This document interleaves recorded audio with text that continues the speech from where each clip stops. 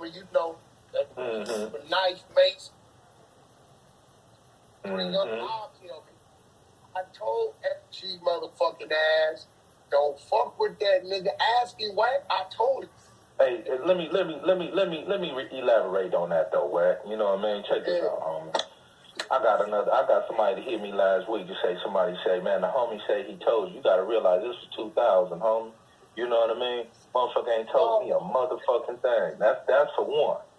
You know what I mean? And for two, you know, when I'm telling my story in a little interview, like I said, I didn't realize motherfuckers broke everything down so motherfucker to the aspect that I had to describe every motherfucking situation. I'm telling my life story. You know what I mean? At the same time, bro, when I pulled up, homie, Blood hopped out the car, homie. It wasn't no going to fuck with Blood. It was going to fuck with the homie. You know what I mean? So when Blood jumped out the car, like soon as I jumped out the car, like I say, Blood, it was me and Blood right there. So wasn't no fuck with Blood, but it wasn't no alarm either though. You know what I mean? So niggas can say the shit they want to say, homie, but nigga, if y'all niggas knew it was something, nigga, before 2000, then nigga, you know, why are you telling me about it instead of, you know, being about it? You know what I mean? So I don't be going about that bullshit. That's what I told niggas when I got out the pen. When I came home, bro, in 99, niggas like, yeah, Wack, don't fuck with him. What you mean? Nigga, we told when? Like 2-3 years ago. Wait, the nigga that's standing right there. Him. Right.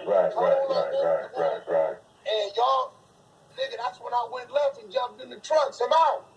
This ain't for me no more. This ain't for me, yeah. Because if I go do something to the nigga, guess what? One of them other niggas that been out here with the niggas that ain't tripping, they gonna be like, Wack doing something to niggas and tell him. Get him up out of here and tell on him. Alright, so basically this is a conversation between Wack100 and FG. And basically what was going on in that conversation is Wack100 was saying that a homie, one of their Piru homies, told him that he told FG before the year 2000, hey, don't mess with James. He ain't right. He's a snitch. So basically this kind of corroborates with the idea that I put out there that James must have been cooperating before the year 2000. You got to understand something. When you're dealing with the FBI and you're a paid informant, meaning you're not informing because you caught a charge and you're trying to clear that charge.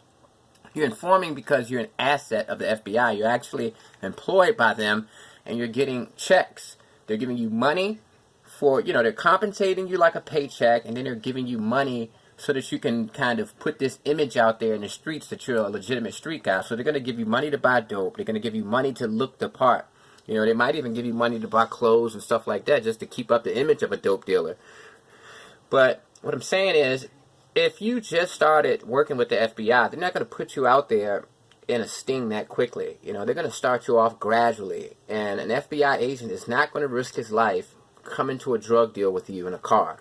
It's just not going to happen like that, you know, especially with somebody that they just started working with. They're going to ease into that relationship. And after a period of years, they'll start doing things like, you know, coming with you on a drug deal, pretending to be your homeboy like Mob James did when these guys were in the nightclub. You know, the two FBI agents came into FG's nightclub, and then when FG got locked up by the federal agents in a federal lockup, they told him, hey, you remember us? Yeah, you let us in the club for free. You know, that the FBI agents are not going to come with you unless they know you and they've established some sort of rapport with you and they've established some sort of repetition with you and rhythm with you. They're not going to go out there and risk their lives with some guy that they just met. You know, so this is why I think James has been working with the FBI since the 80s. And another thing I want to speak about is this. Take a listen to Reggie Wright. Why is he so adamant about defending the Pirus? You know, just take a listen. What I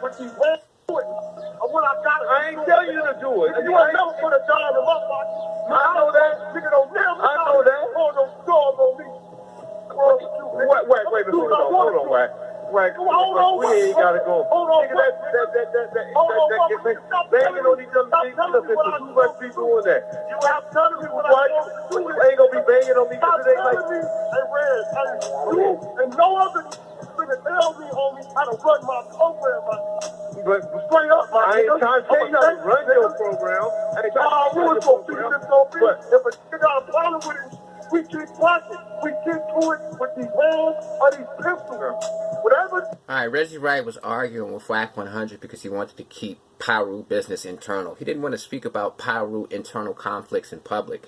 And I find this to be very odd. And in this footage, this is Reggie Wright Sr., Reggie Wright Jr.'s father. He's a renowned gang cop. He's considered Compton's cop. I mean, he's a legendary Compton cop.